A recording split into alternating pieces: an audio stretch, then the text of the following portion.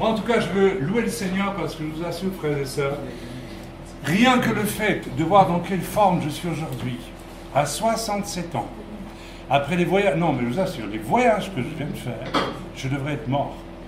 Non, non, mais vraiment. Hein. J'ai cru que je mourrais il y a 3 jours.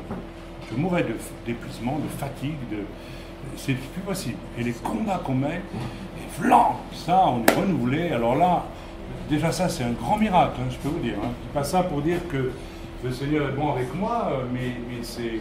Voilà, quelquefois, les gens, il leur faut des miracles invraisemblables pour commencer à avoir la foi. Alors vous allez avoir un beau message sur la foi que j'ai donné à Calais, et puis le séminaire sur le couple. Il est long, hein, il y a 4 bandes d'enregistrement, c'est ça? Ouais. Il est sur le site aussi, donc allez l'écouter, parce que certains l'ont demandé. Voilà, que Dieu soit loué. Amen. Amen.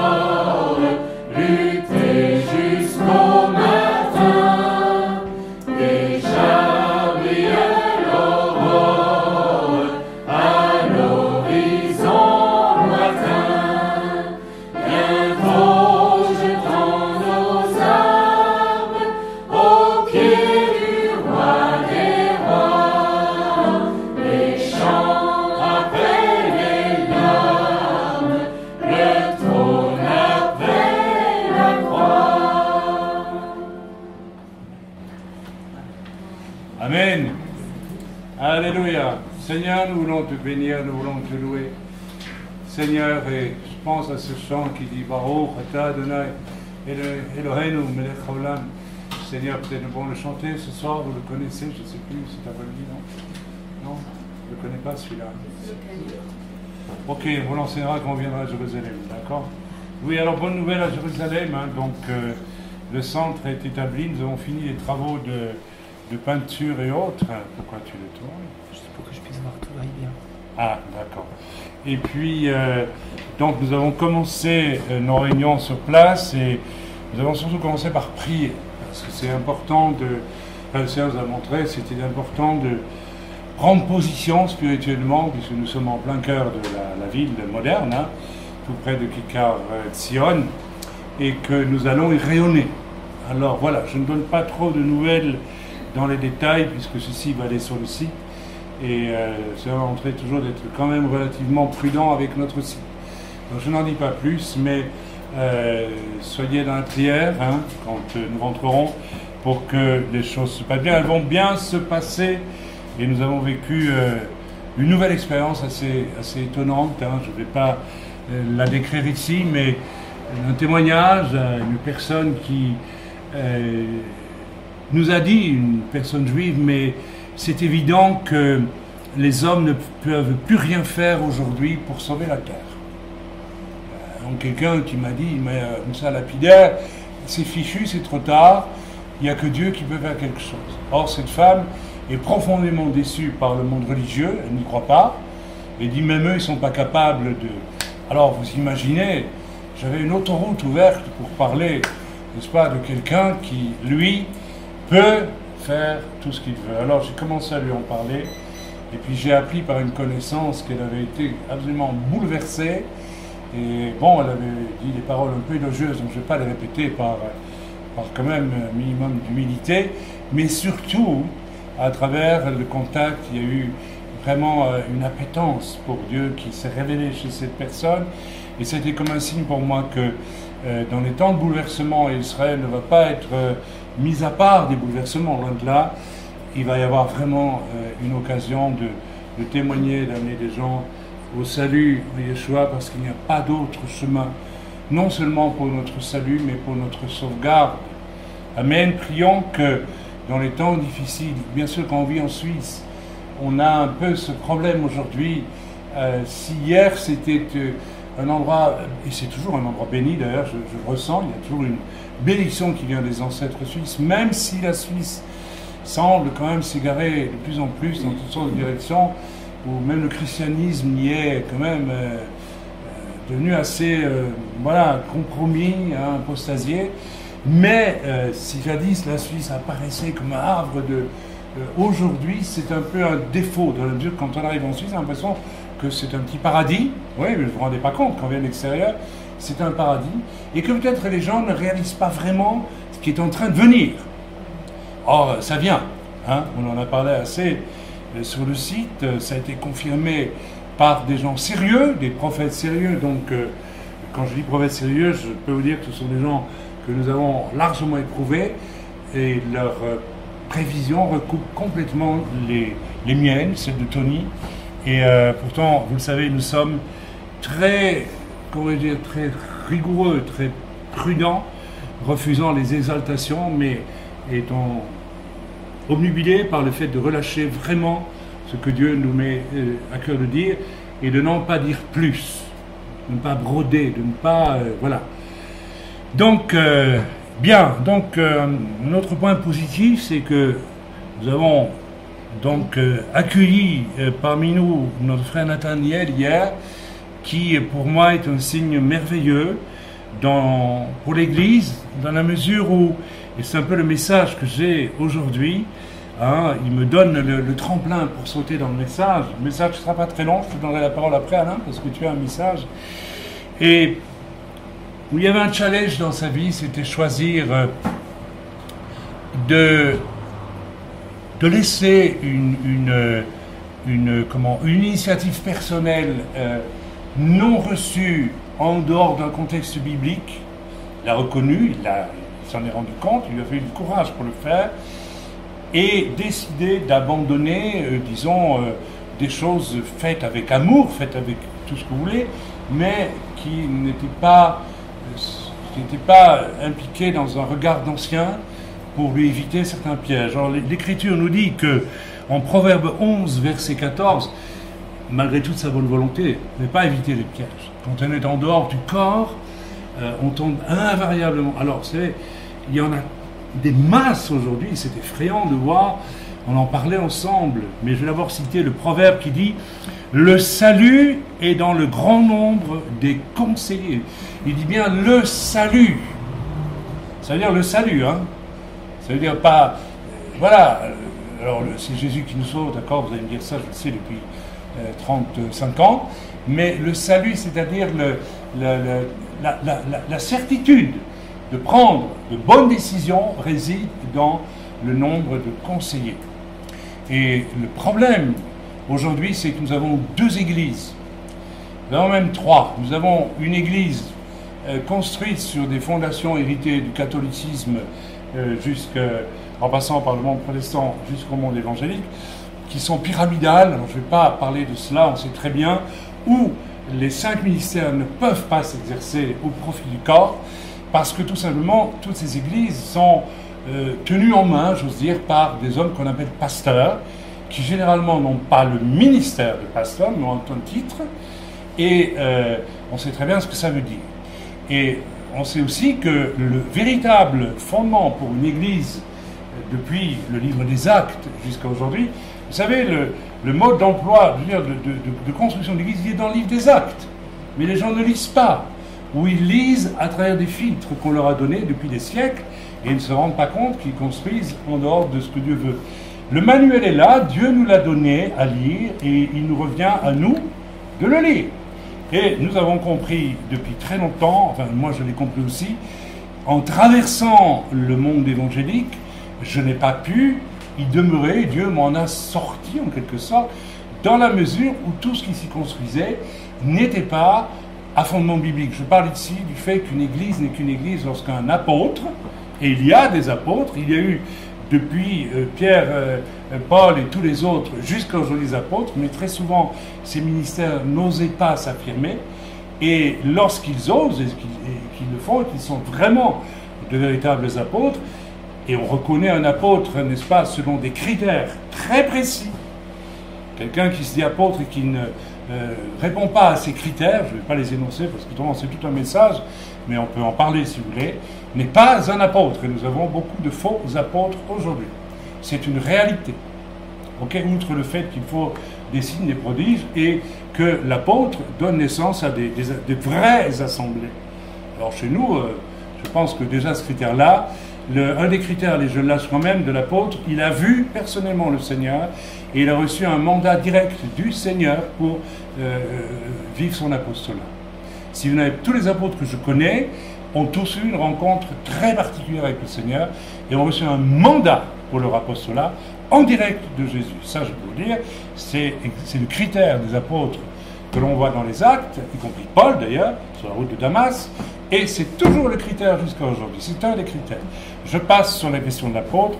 Nous savons donc qu'une église existe lorsqu'un apôtre a établi un ou plusieurs anciens. Alors l'église existe. Il y a une onction apostolique. Et moi je vois que dans tout le milieu évangélique que j'ai traversé, dont j'ai fait partie, j'étais en pastoral, enfin bref, voilà tout cela, lorsque un pasteur meurt, très souvent, l'église elle part en charpie. Pourquoi ? Parce que les fondements ne sont pas apostoliques. Moi, je vous garantis que si je meurs demain, vous le savez. Est-ce que vous continuez sans problème? Vous n'avez pas besoin de moi. Si je meurs, Calais continue sans problème, sans moi.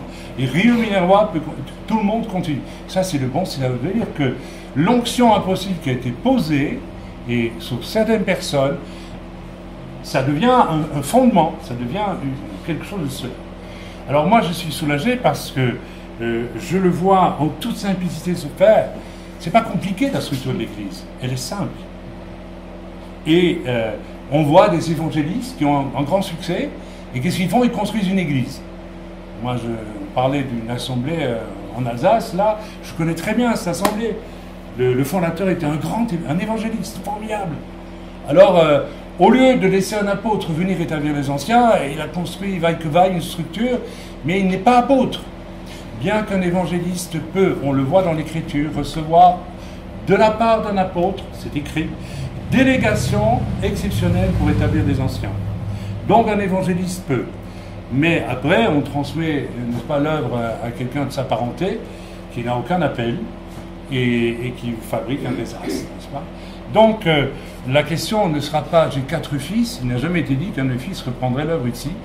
Non, des anciens sont établis, c'est eux qui vont construire. Si mes fils se joignent et deviennent anciens, ben, ils feront partie des anciens, parmi les anciens, et rien de plus. Donc là, on est en plein...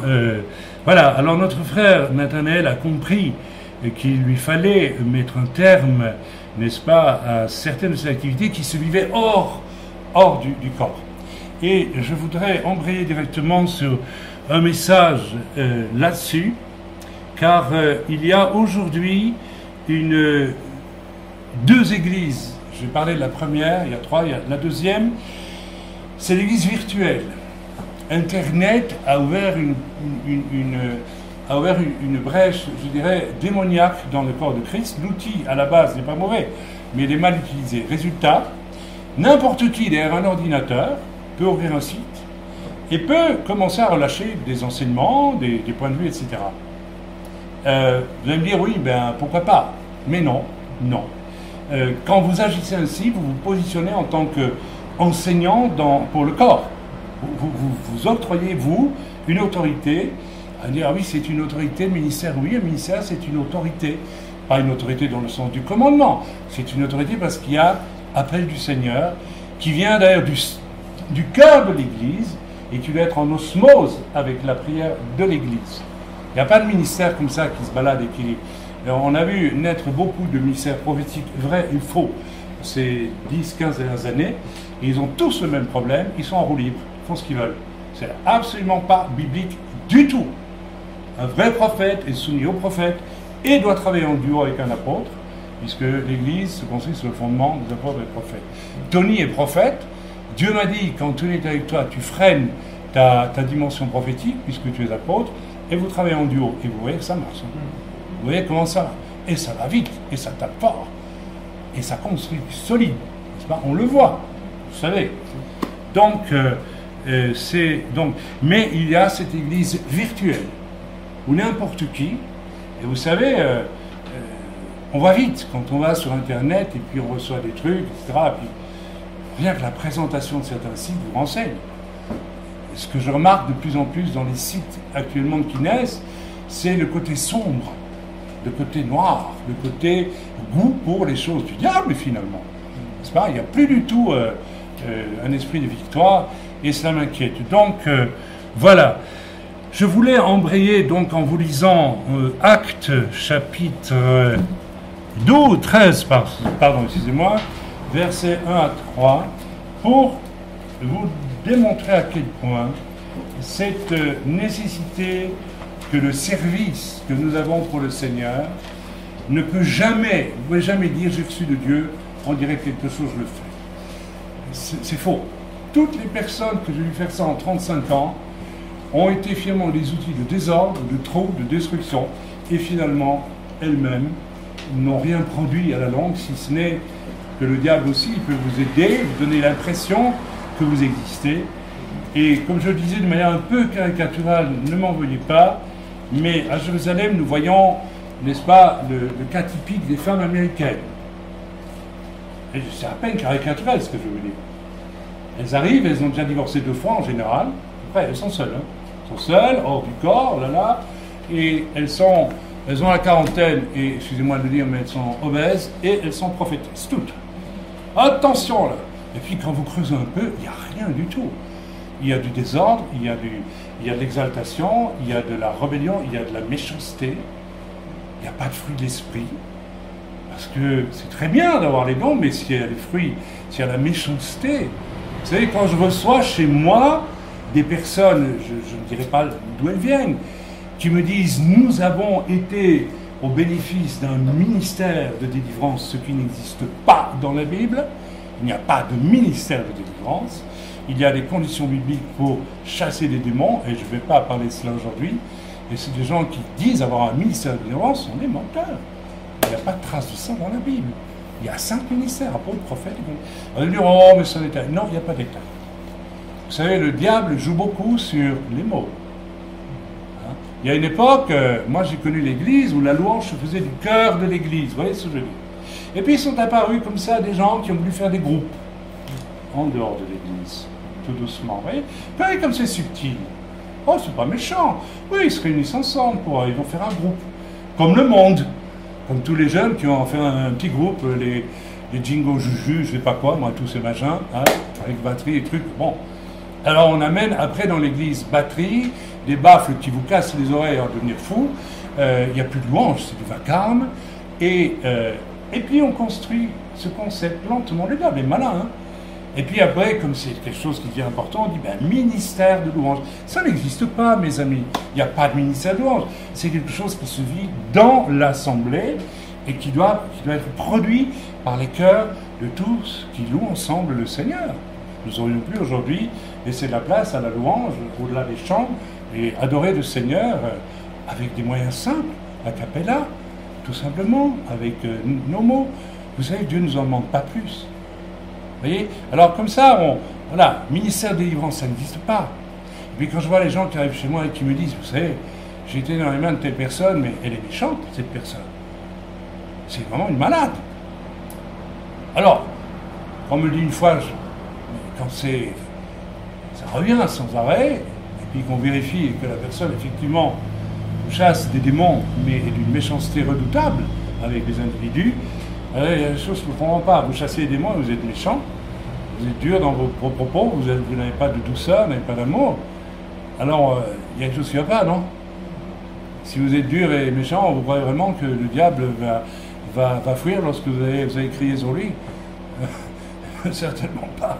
Il va vous laisser faire parce que vous faites votre machin, votre commerce, mais en réalité, vous n'êtes d'aucune efficacité et malheureusement, ça se vérifie. S'il n'y a pas de sainteté dans nos vies, il n'y a aucune autorité, n'est-ce pas, sur les puissances de l'ennemi. Alors, c'est peut-être pour ça qu'il y a si peu de puissance en Europe aujourd'hui, parce que la sainteté n'y est plus. Parce que chacun invente son évangile, chacun invente son ministère. Alors l'église virtuelle, on est un ordinateur, on s'invente un ministère. Puis on dit Dieu m'a dit, Dieu t'as rien dit du tout. Rien dit du tout. On lit ensemble dans les actes. C'est facile de dire Dieu m'a dit. On peut écouter son âme qui désire ceci, et puis Dieu m'a dit. Bon, il faut que ce que Dieu me dit soit attesté. Le salut se trouve dans le grand nombre des conseillers.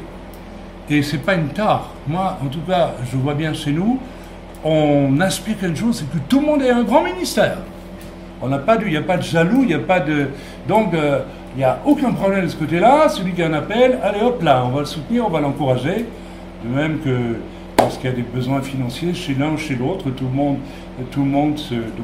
Voilà, c'est normal. Eh bien, alors lisons dans le livre des Actes quand même ce fameux passage au chapitre 13, donc au chapitre 13 et au verset... Voilà, il y avait dans l'église d'Antioche des prophètes et des docteurs. Alors en plus d'être prophètes et docteurs, ils étaient quoi? Étant présents dans l'église d'Antioche, ils étaient automatiquement anciens. Ok, quand je vais à Calais, où j'ai établi un ancien, il n'y en a qu'un pour le moment, malheureusement, et que je prêche, ou que je travaille avec mon ministère, en même temps, je m'assieds avec le frère et les autres, les sœurs, les diaconesses, etc. Et j'ai quel statut? Je suis ancien avec eux. Ça se fait naturellement. C'est-à-dire que dès que j'arrive là-bas, on partage tout, les problèmes, les difficultés, et Tony a sa voix, et j'ai ma voix, et tout se passe très bien. D'ailleurs, on remarque, quand on construit une biblique, qu'il y a toujours une unité de ton dans toutes les décisions. Il n'y a pas de conflit, il n'y a pas de discussion. Ce qui se passe dans beaucoup d'églises, les conflits viennent de ce qu'il y a des gens dans l'esprit, des gens dans la chair. Et après, ça se mange le nez à n'en plus finir. Pourquoi? Parce que dans la chair, on a établi des gens alors qu'ils ne sont pas mandatés par Dieu pour être ce qu'ils sont très souvent, y compris les pasteurs. Vous savez, le nombre d'églises que j'ai traversées, où j'ai dû réaliser, peut-être ça vous choque, peut-être que vous allez dire je suis un grand prétentieux, non, 35 ans quand même, j'ai observé, nombre de pasteurs n'ont qu'un titre, mais ne sont pas des bergers au sens profondément biblique. La preuve, c'est que j'ai apporté des soins dans des assemblées entières, ma femme est témoin, jour et nuit parfois, qui auraient dû être faits par un vrai pasteur. Donc, les pasteurs ne l'ayant pas fait, il n'était donc pas un pasteur.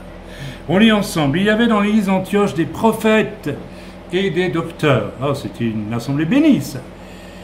Et ils étaient donc des anciens. Barnabas, Chiméon, appelé Niger, Lucius de Cyrène, Manachène, qui avait été élevé avec Hérode le tétrarque, et Saül. Et pendant qu'ils servaient le Seigneur, voilà, j'aime bien ça, pendant qu'ils servaient le Seigneur ensemble, bon, ils étaient l'Église. Ils ne cherchaient pas nécessairement et particulièrement quelque chose. J'aimerais insister là-dessus aussi. Il y a une maladie étrange chez beaucoup de gens que je ne comprends pas. Ils mettent la charrue avant les bœufs. Ils veulent avoir un ministère. Ils veulent faire quelque chose pour Dieu. Il y a des choses qui me dérangent là-dedans. Si Dieu a des regards sur toi, ne te tracasse surtout pas. Au temps favorable, il saura te le faire comprendre. Alors, tu te détends et tu arrêtes d'enquiquiner le monde. Ça ne sert à rien. De toute façon, tout ce que tu voudras faire parce que tu veux, eh bien, c'est la preuve qu'il y a une ambition charnelle et que ton âme, ça ne vient pas de Dieu. Hein, je prends tous exemples lorsque Pierre était sur le toit à Joppé et qu'il attendait qu'on lui prépare à manger, il n'était pas en train de jeûner et de prier puisqu'il attendait en plus qu'on lui donne à manger. Hein, et il priait peut-être même pas. Et c'est là qu'il a eu la vision, la fameuse vision des animaux impurs et purs mêlés, etc., où Dieu le dit, tu es mort.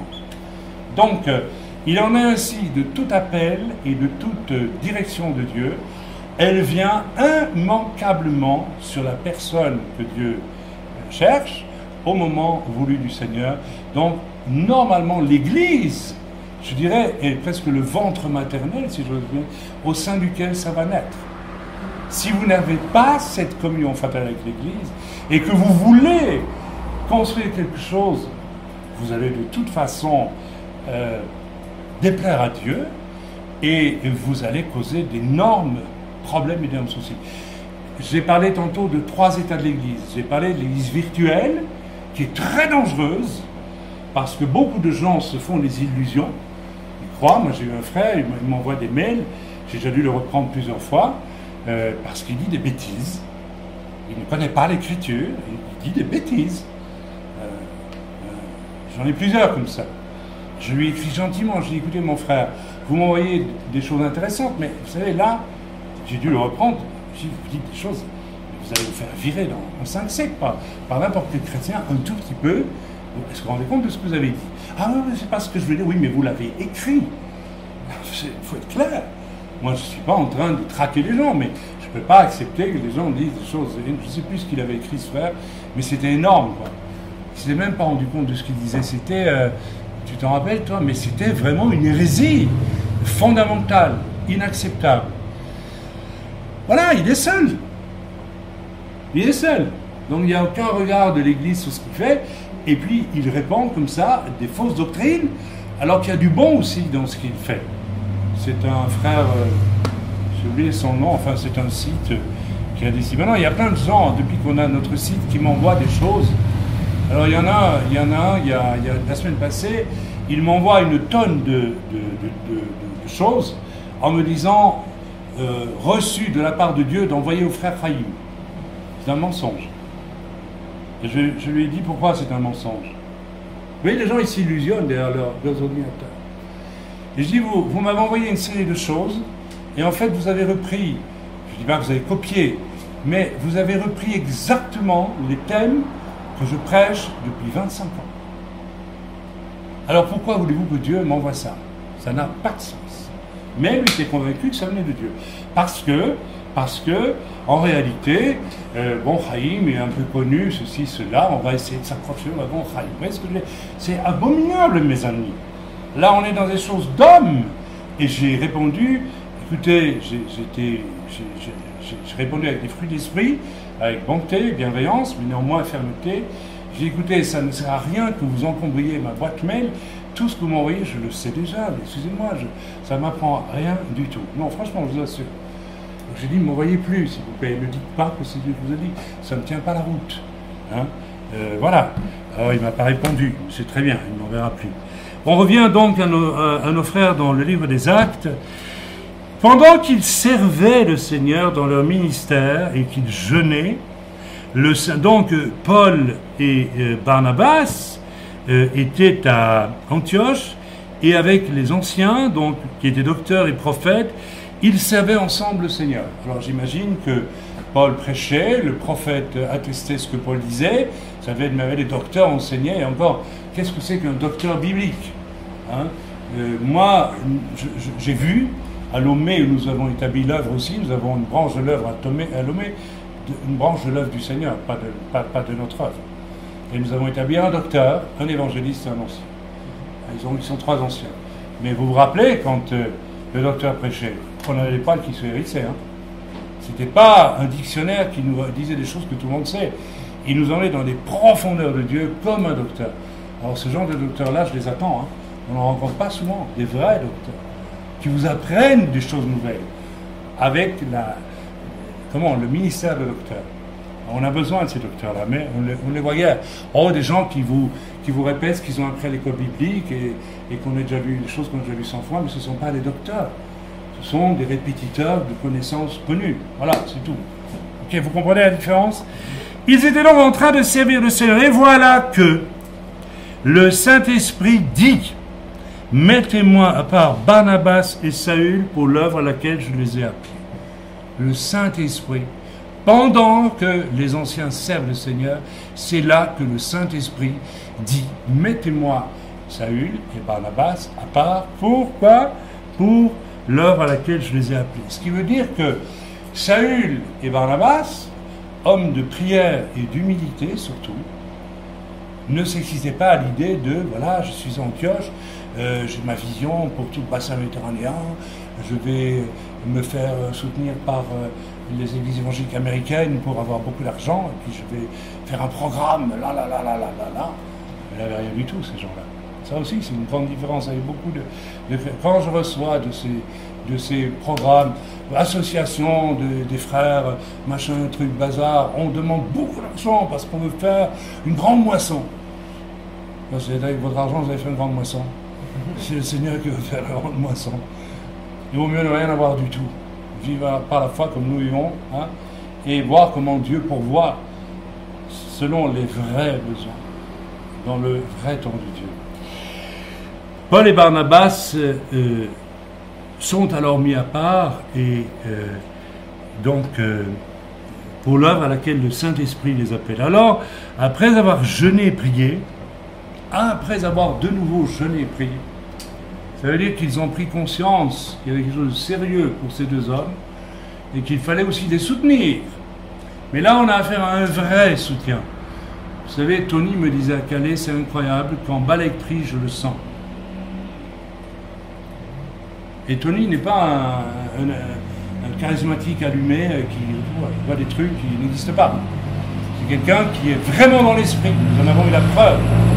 Et il m'a dit, quand Balek prie, alors je vais faire une petite parenthèse pour ceux qui écouteront ce qui se passe là sur le site, étant obligé d'ouvrir toutes les fenêtres parce que autrement nous mourons de chaleur, vous entendez les camions qui passent dans la rue, bon, écoutez, ça amène un peu de distraction, aimable pendant le culte. C'est la vie après tout, hein, les camions roulent et les serviteurs de Dieu prêchent. Bien, alors après avoir jeûné et prié, ils leur imposèrent les mains et les laissèrent partir. Donc ils jeûnent, ils prient parce qu'ils perçoivent dans une grande humilité que si Dieu appelle Paul et Barnabas, c'est pas parce que Paul et Barnabas sont importants, c'est parce qu'il y a un projet important. Ils sont assez humbles. C'est pas Paul et Barnabas qui est important pour eux, c'est que Dieu a parlé. Donc ils commencent à jeûner et prier, ils forment un corps, ils forment une unité, ils sont echad dans le corps. D'accord? Et on est très loin du loup solitaire ici. Hein. Et il leur impose les mains. Vous savez, Paul, c'était pas n'importe qui déjà. Hein. Il s'est laissé imposer les mains et ils le laissèrent partir. Ça veut dire que s'ils les laissèrent partir, c'est qu'ils voulaient aussi les retenir dans l'Église parce qu'ils aimaient qu'ils soient dans l'Église pour y servir. Est-ce que l'Église nous aime au point de nous dire rester, ou est-ce que l'Église nous dit parfois en soupirant combien de temps encore je vais supporter celui-là? Parce que je vous le dis en face. Tant pis, je le dis. C'est si rare, quand on est ancien dans une œuvre, de pouvoir dire « Ah, c'est précieux, je veux qu'il reste celui-là. » Non, je vous dis la vérité. Parce que 80% des chrétiens sont des sources de problèmes infinis, orgueil, indépendance, péché caché, voilà, et puis recherche de tout ce qui est faux semblant. J'ai pas besoin de faire un schéma, hein, les faux réveils et les fausses onctions, il y en a plein aujourd'hui. Et de ça, évidemment, parce que c'est facile, les gens sont avides. Non, si vous allez dans une réunion et qu'il y a des paillettes d'or qui tombent, c'est excitant, c'est facile. Une réunion, on vous promet des dents en or, évidemment, tout le monde y va. Hein. Ça coûte rien en plus, c'est gratuit. Donc, Mais, faire partie d'une église, on dit, ah, qu'il est précieux ce frère, cette sœur. Alors heureusement, dans l'œuvre, nous en avons aussi qui nous vont dire, ah, qu'il est précieux celui-là. Certains, vous savez, comme on a les fruits de l'esprit, on ne dit rien, mais on dit, oh là là, encore des problèmes. Hein. Parfois, ça dure des années. Bien. J'ai dit l'essentiel du message et donc je vais juste le commenter encore un petit peu. Attention, frères et sœurs, maintenant je vais rebondir un petit peu sur la suite. Voilà. Personnellement, vous le savez tous, hein, je travaille sur Jérusalem, je travaille sur le nord de la France, je travaille sur le sud, je vais travailler bientôt sur Paris. On a travaillé sur Lomé, au Togo, on a établi là-bas, et elle dure, et elle tient, et elle grandit. Ok, et j'ai fait il y a 2, 3 ans, 4 ans, une série de voyages très spéciaux dans le monde entier pour aller prier sur les lieux les plus hauts lieux, les plus sataniques du monde, on va dire. Hein, ok? C'était très spécial, je ne m'y attendais pas. Je n'ai pas programmé ça, c'est venu, paf.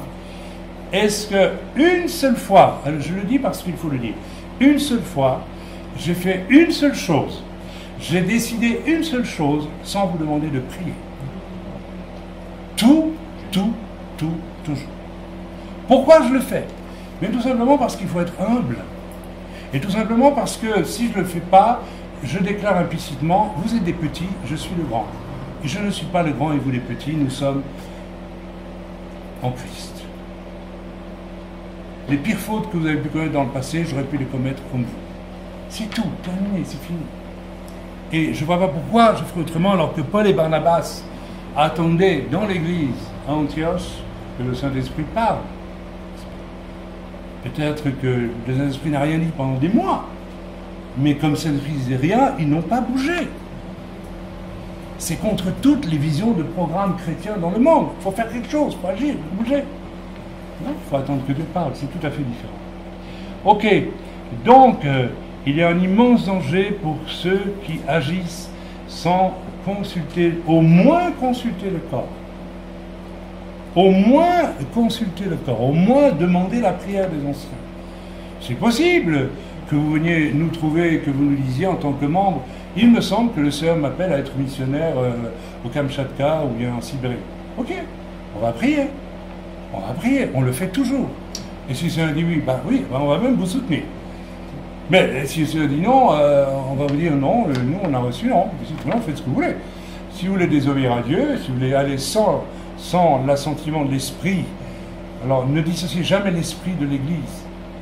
Ne travaillez jamais en libre disant mon esprit m'a dit, point, j'agis. Non, ça ne marche pas. Ça ne vient pas de Dieu. Ça ne peut pas venir de Dieu. Il y a aujourd'hui des milliers de faux ministères, et je suis désolé de vous le dire, je ne veux pas jeter ici particulièrement l'anathème sur les femmes, mais j'ai encore reçu un email d'un groupement que je n'ai pas noté, qui m'envoie depuis des années des choses aux États-Unis, je vais résilier mon abonnement. Pourquoi? Parce que je vois photo d'un homme tout petit à côté d'une femme qui est en avant comme ça, et puis le gars, il demande presque la permission pour parler. Et alors, on vient de monter une association des femmes de la victoire pour les temps de la fin. Ouais. Les femmes pour la victoire, et les hommes, non, je sais pas. Mais où voyez-vous ce genre de choses dans la parole de Dieu? Vous voyez, alors je dis, ça y est, c'est reparti. Et Dieu m'avait prévenu il y a 5 ans déjà, il m'a dit, il va sortir une vague de fausses prophétesses américaines, et on les voit. Pas besoin de citer non, on les voit. On les voit. Alors je ne vais pas aller au-delà de... Parce que bon, je peux en parler pendant des heures et des heures. J'ai assisté moi-même au désastre causé dans le corps de Christ par ce genre de personnes. Parce qu'on vous montre la façade rigolote, la femme bien habillée sur une estrade, elle prêche. Mais vous savez, quand on va en coulisses et qu'on va voir les dégâts qui sont faits, moi j'ai essayé d'aider une assemblée qui avait été plantée par une évangéliste américaine dans le sud de la France. Alors, elle s'est amenée, elle a prêché comme un homme, d'ailleurs, elle a une voix d'homme, c'est très, très curieux. Et puis, au bout de peut-être un mois, elle a établi un bonhomme et sa femme pasteur et pasteureux. Sauf que la femme est en hôpital psychiatrique pendant 3 mois, tous les 6 mois. Oui, mais la femme était pleine de sentiments, l'évangéliste américaine. Elle a dit, ah yes, Jesus love you, ça va aller, Et puis après, on a établi cette personne dans la louange, c'était tout, sauf quelqu'un appelait à ça, si ce n'est que c'était une jolie fille. Mais ça, c'est parce que c'est une jolie fille, vous pouvez faire la louange. Et puis il y avait une relation très ambiguë avec le pasteur, quand sa femme était à l'hôpital psychiatrique. Je vous invente rien dans tout ça. Hein. Plus des réunions, tout le monde tombait par terre, parce que l'amour de Dieu. Alors dans l'amour, on fait beaucoup de choses. Hein. C'est une espèce de pommade abominable qui n'a rien à voir avec l'amour de Dieu. L'amour de Dieu s'est révélé pour moi à la croix, où quelqu'un, qu'on appelle le Fils de Dieu, a donné sa vie pour moi. Ça a coûté très cher. C'est très violent en plus. Mais vous savez, cet amour framboise qu'on nous sert parfois, merci, il ne m'intéresse pas. Bon, ce comportement donc, du travail en dehors du corps de Christ et le départ de toutes sortes de dérives les plus dangereuses, et croyez-moi, j'en ai vu. Alors invariablement, ça ne débouche pas sur l'autoproclamation. Les gens décident que puisque Dieu les a appelés, ils sont quelqu'un, donc ils vont être prophètes, ils vont être ça et ça et ça, et puis on va les dégâts. Hein. Voilà. Bien, alors je vais avancer, rassurez-vous, ok. Voilà. Qu'est-ce qui se cache derrière ça?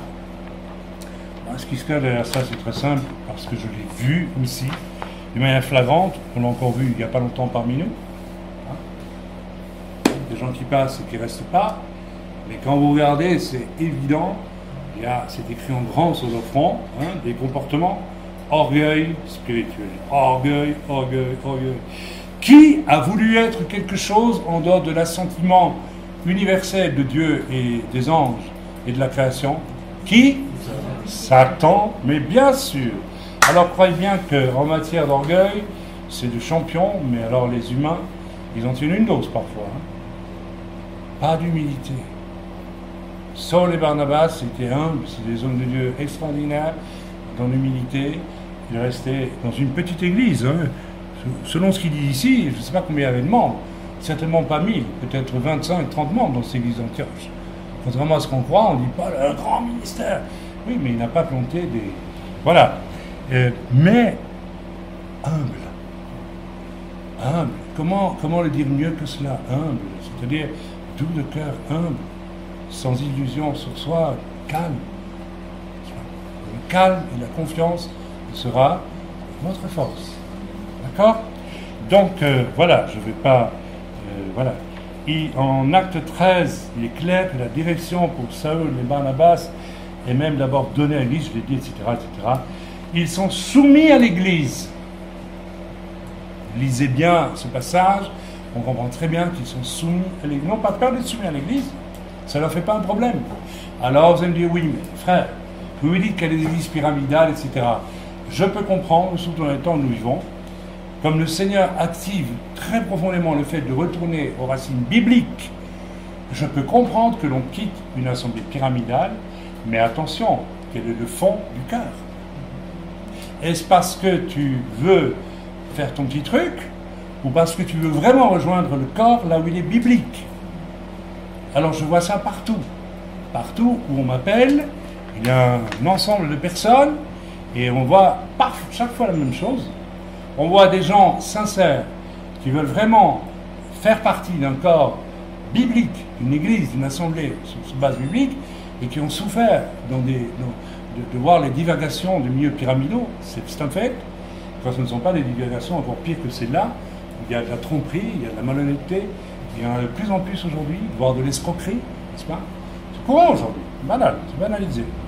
Si vous saviez ce que Tony m'a raconté du ministère qu'il a suivi pendant 2 ans, moi je n'oserais même pas vous répéter, n'est-ce pas, un homme de Dieu, un soi-disant homme de Dieu, qui court dans les églises, en France, et qui, sur une station essence, voyant passer la serveuse, dit ouvertement ces paroles.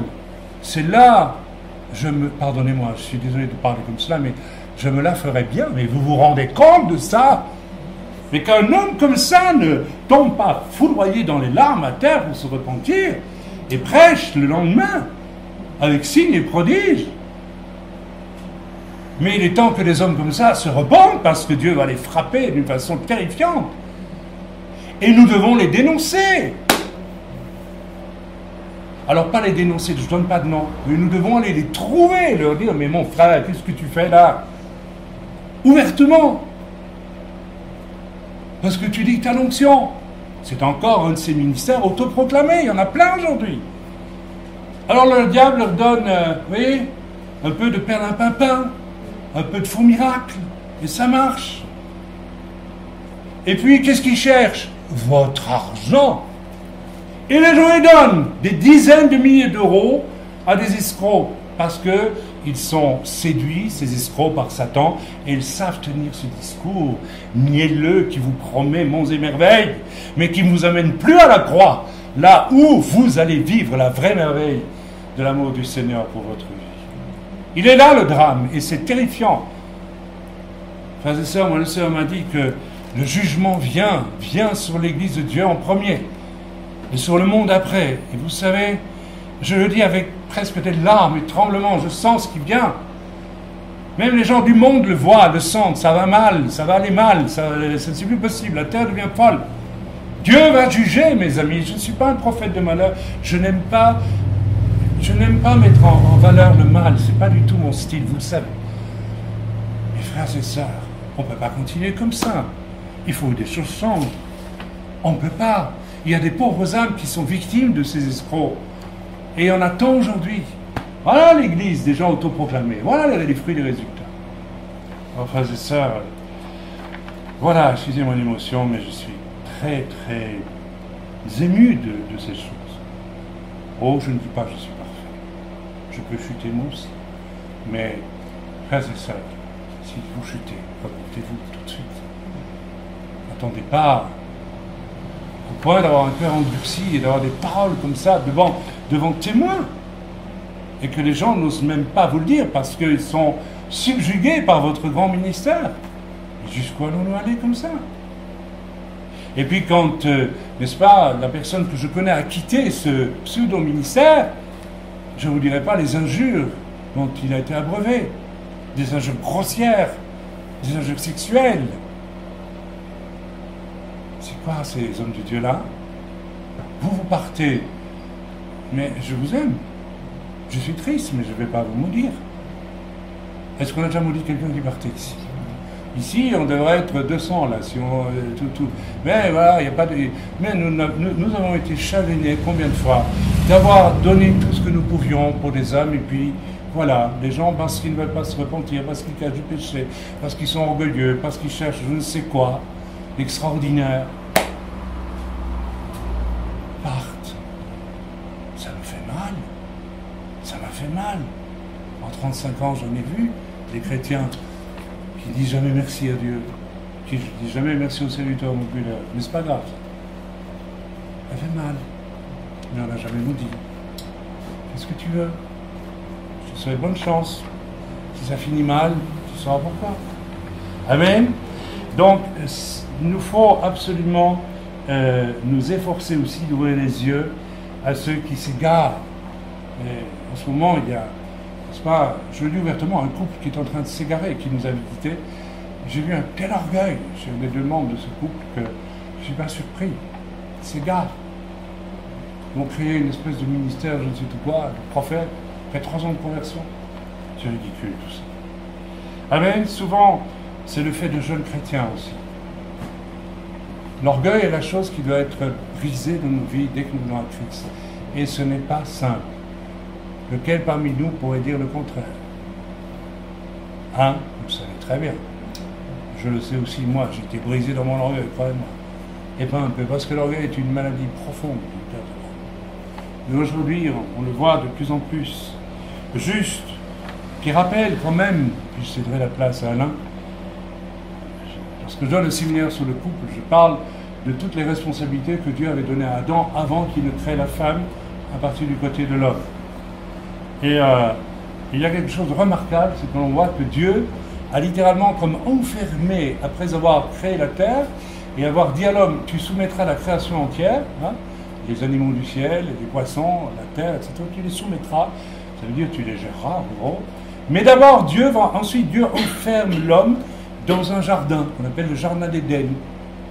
Alors, si on fait un commentaire tout à fait juif, on va comprendre qu'il y a une pédagogie de Dieu. Dieu nous enferme, Dieu nous dit, voilà, allez annoncer l'évangile jusqu'au bout du monde, très bien, mais c'est pas parce que tu t'es converti hier que tu dois prendre l'avion. Déjà, quand ma femme a accepté le Seigneur, elle voulait partir le lendemain ou 2 jours après en Afrique.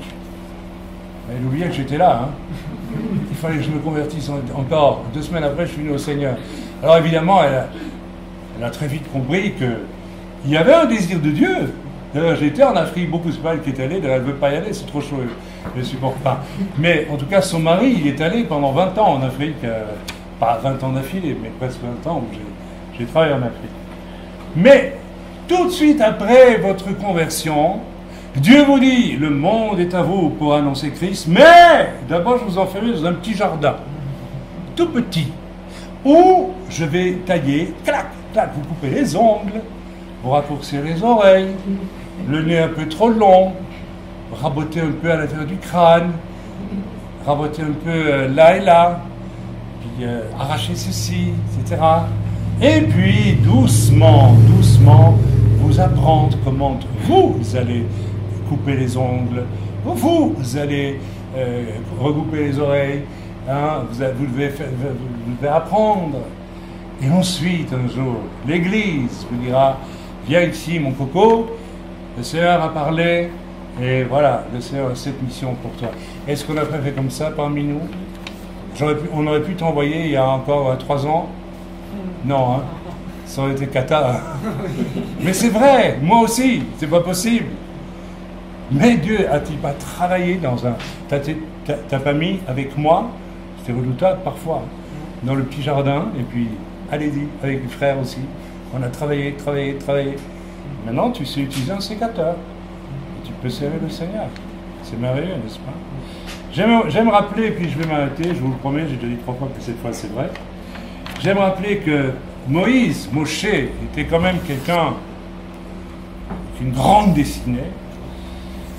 Il a d'abord passé 40 ans comme prince d'Égypte, 40 ans, envahi. Et puis, il a voulu amener une solution au problème de ses frères, il a tué un Égyptien, et ce sont ses propres frères qui lui ont dit, mais tu te prends pour qui, toi? Moïse, écrase, s'il te plaît. Tu n'es pas à la hauteur. Non, tu vas être notre libérateur en tuant, toi? Oh là là, de honte, il s'est enfui 40 ans dans le désert. J'ai eu de honte, il a été chassé, bref. 40 ans. 40 ans. Et attendez, il n'était pas à Lausanne, il n'était pas à Genève, il n'était pas à Paris. Il était... Moi, je connais ces lieux-là, hein. C'est chaud, il n'y a rien. Ça sent la brebis et rien d'autre. Les filles sont habillées avec des poils de chèvre, je ne sais pas trop quoi. Et puis on a juste un bâton pour se défendre contre les loups, voilà. Et puis c'est le désert. 40 ans. Et au bout de 40 ans, le Seigneur dit, Moïse, va D'ailleurs, il avait été tellement, Dieu avait dû tellement l'isoler qu'il avait perdu la confiance dans sa parole. Et Dieu a dit, bon, ben d'accord, t'as pas assez de foi, je vais dire à Aaron de parler. Mais il était brisé jusqu'au point de n'avoir plus aucune confiance en lui. De même que l'apôtre Paul dira, je ne prêche pas avec une grande assurance, pourtant c'est un intellectuel, c'est quelqu'un de formé, il avait été au pied de Gamaliel, mais voilà, avec des moyens très, très limités. Voilà, donc je pense que j'en ai dit assez. Alors, comme d'habitude, mes messages tournent sur la feuille. Ok. Voilà. Ok. Voilà, donc je voulais vous relâcher ce message sur que Dieu m'a mis à cœur et prier parce que j'espère rencontrer bientôt ce couple qui est en grand danger. Parce que l'orgueil conduit au désordre mental, vous savez ça, y compris peut conduire à la folie. J'ai vu la marque de la folie là. Vous avez déjà rencontré des gens fous d'orgueil? Ça existe, hein. C'est tragique. Un jeune chrétien, il a 3 ans de conversion, s'élève de lui-même comme ça, devant Dieu, pour vouloir être je ne sais pas trop quoi. Il y a là un esprit de domination et de contrôle qui est violent, un esprit d'indépendance. Je répète que nous n'exerçons aucune pression sur personne, vous savez, hein. Tout le monde est libre, sur personne, mais il nous faut prier et peut-être aussi, je le dis aujourd'hui parce que je crois, et je vais terminer là-dessus, je ne crois pas, je suis convaincu, que nous sommes arrivés dans le temps. Alors écoutez bien ce que je vais dire, parce que c'est extrêmement grave ce que je vais dire. Dont l'Écriture parle lorsqu'il est question du champ rempli de bon grain et d'ivraie. L'ivraie, ça ressemble de très près au blé, mais ce n'est pas du blé. Et la parole de Dieu nous dit qu'à la fin, Dieu enverra les anges pour arracher l'ivraie.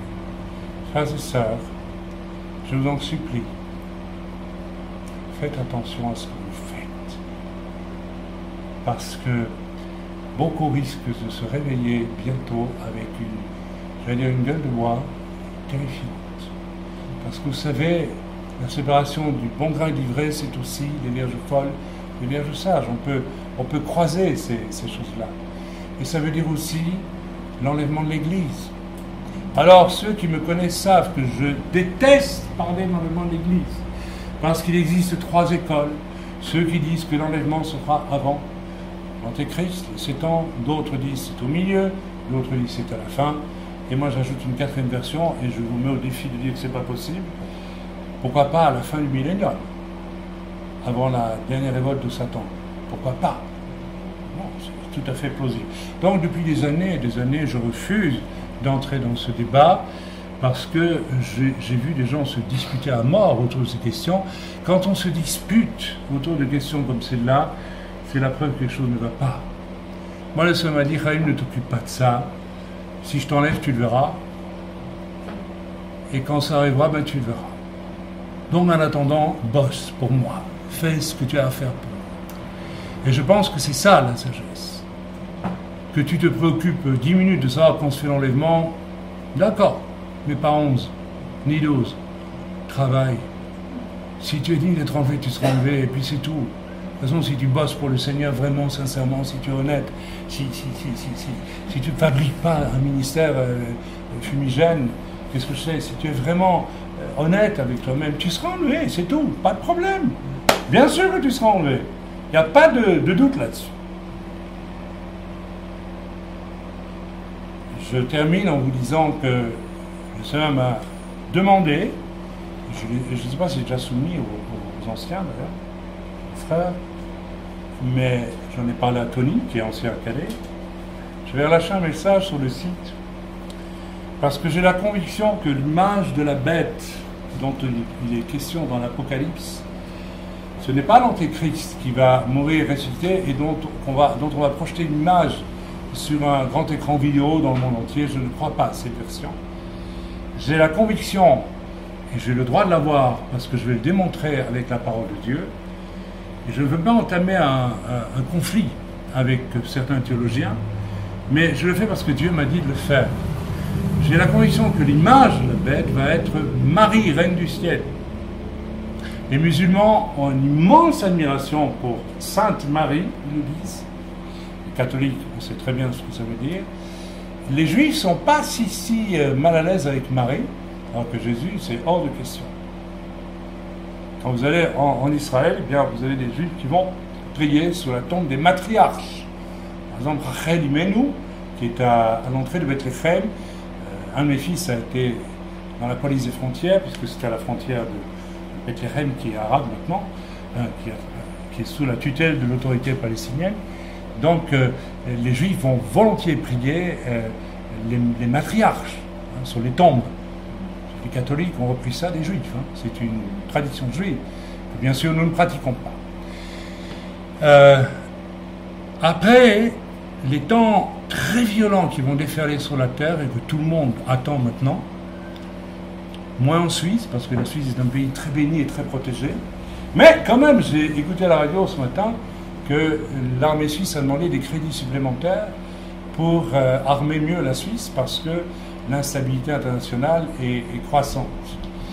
Alors, je pense que oui, nous allons connaître des désastres mondiaux terrifiants. Et j'en ai eu pour preuve ce que j'ai vu accidentellement à la télévision hier, je vais vous le dire en 2 mots, sans entrer dans les détails, parce que je crois que le diable est là. Le diable est là aujourd'hui d'une façon très forte, très forte. Et imaginez une terre dévastée par une guerre mondiale, avec des désastres de toutes sortes, des souffrances. Imaginez déjà ce que les gens souffrent. Et là, en Suisse, on ne souffre pas pour le moment, hein, ça va.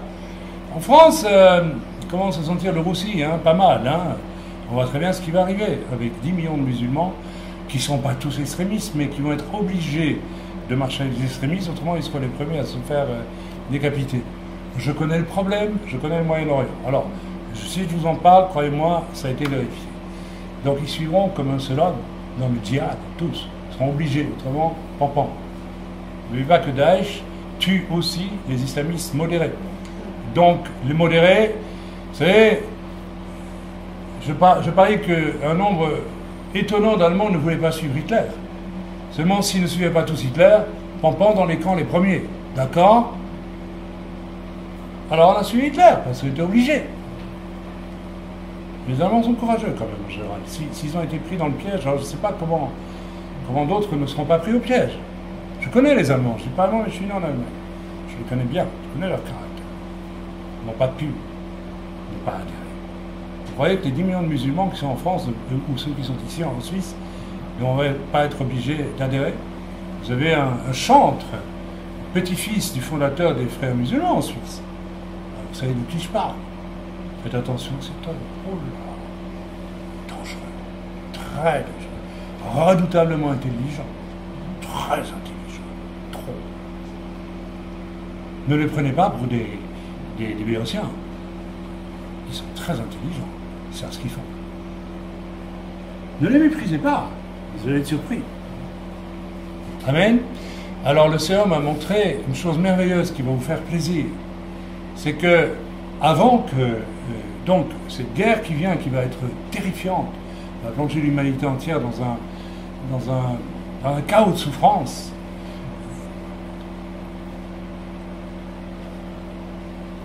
Si c'est ce pape-ci ou un autre, je n'en sais rien. Paix sur la terre, aux âmes de bonne volonté. Au pied de qui? Jésus-Christ, non, les musulmans ne vont pas, les juifs non plus. Mais Marie, la mère universelle, le bon cœur, regardez les images qu'on fait d'elle. Selon ce que les gens ne savent pas, c'est que derrière cette image, il y a un des esprits, si pas l'esprit le plus cruel, le plus méchant que la terre ait jamais produit.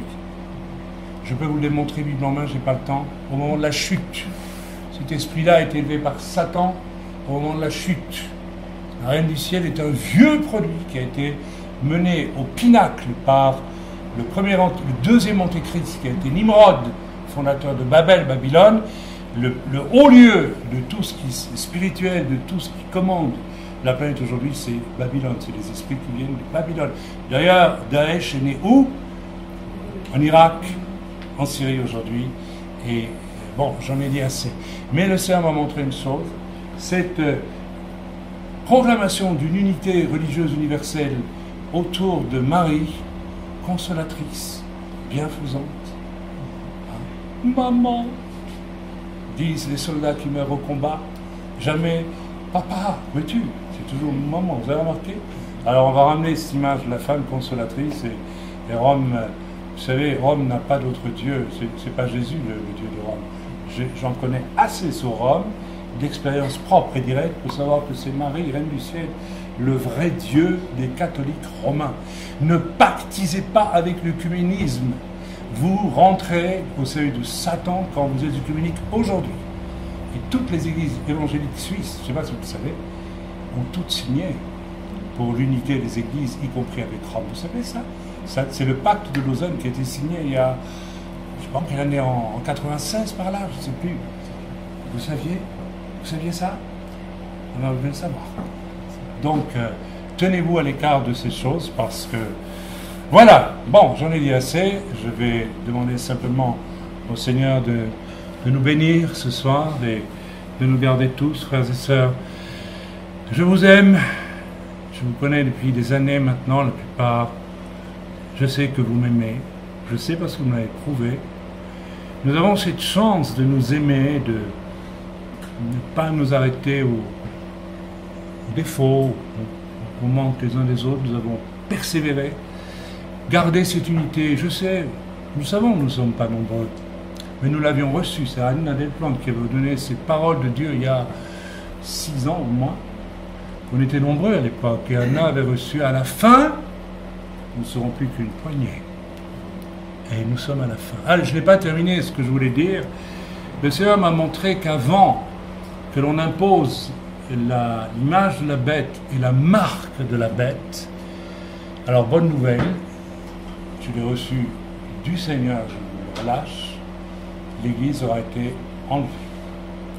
Je n'ai jamais dit en 35 ans de conversion, ni en 30 ans de ministère, mais aujourd'hui, je le ressens avec une conviction prophétique sage, profonde et répétée. Dieu m'a répété et Dieu m'a autorisé à le dire, donc je vous le dis. L'Église sera enlevée avant, n'est-ce pas, que soit...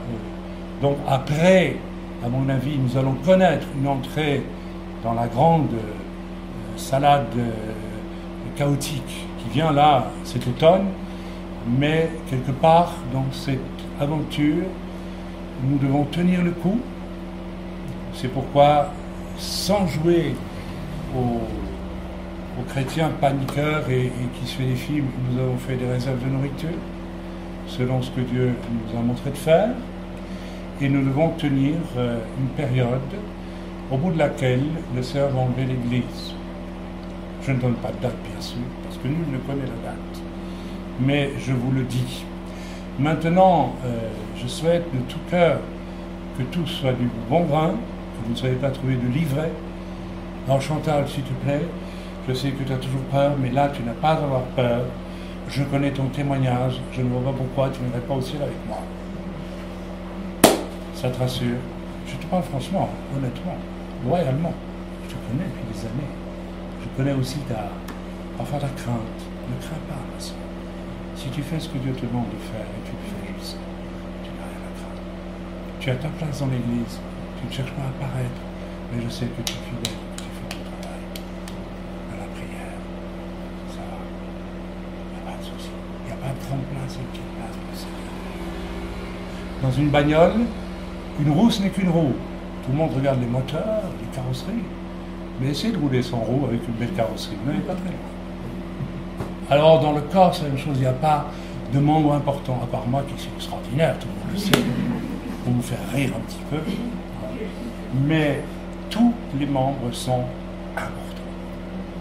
Le tout, c'est d'accepter que Dieu me donne ma place et de m'y tenir humblement. Et d'ailleurs, généralement, quand je suis humble, Dieu ajoute, Dieu développe.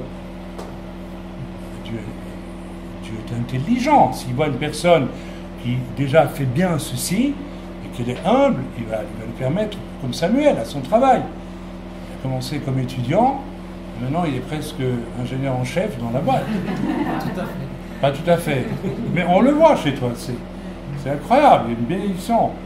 Voilà, c'est comme ça. Voilà, que Dieu soit loué, que Dieu soit béni. On va prier un petit peu. Seigneur notre Dieu, j'ai relâché, je ne croyais pas lâcher un message, je crois que j'ai relâché un message, mais je vais laisser la place à mon frère Alain aussi. Et je te prie vraiment, Père, que tu bénisses d'abord nos visiteurs d'aujourd'hui. Nous ne les connaissons pas, nous ne savons pas d'où ils viennent, nous ne savons pas où ils en sont exactement, nous ne connaissons pas s'ils ont des souffrances, s'ils ont des besoins. Mais Seigneur, nous te prions de les bénir.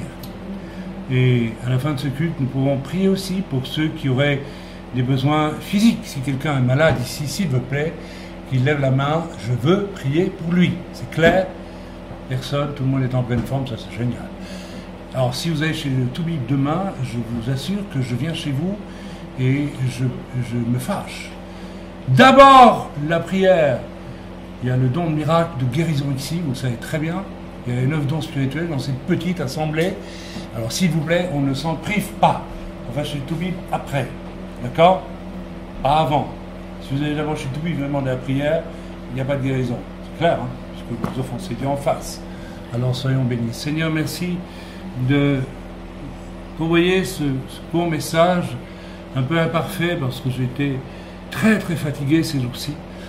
Mais tu sauras, toi, Seigneur, faire croître de bonnes plantes avec ce qui est bon dans ce message, dans le cœur de chacun. Je te prie, Seigneur, que tout ce qui est de l'ivraie en nous disparaisse maintenant et que nous nous efforcions d'être trouvés comme du blé, du bon blé qui porte du fruit et qui est agréable à tes yeux, Seigneur. Combien j'aime l'image de ce blé mûr qui ondule sous le vent. C'est une image de l'Église. Et j'aime cette image, parce qu'il n'y a plus ni juif, ni grec, ni suisse, ni français, ni noir, ni blanc, ni rien. Il n'y a qu'un champ de blé immense qui ondoie de concert et dans une unité parfaite, qui a même la même odeur, Seigneur. Dans un champ de blé, tous les grains ont le même goût, la même odeur. C'est l'odeur du pain de vie qui est Yeshua Mashiach, mort à la croix pour nous et ressuscité, et qui vient nous enlever un de ces jours. Et je te bénis, Seigneur, parce que depuis 35 ans que je prêche, je n'ai jamais voulu prêcher sur l'enlèvement. Et c'est la première fois que j'en parle de la façon dont je viens d'en parler, avec une profonde conviction. Et je te prie, Seigneur, si ton esprit veut infirmer cette conviction, de le faire dans les cœurs, mais s'il veut l'affirmer, la confirmer, de le faire dans les cœurs aussi, Père, dans le bon nom de Yeshua. Amen. Si quelqu'un veut prier, qu'il prie maintenant, puis nous passerons la parole à Alain.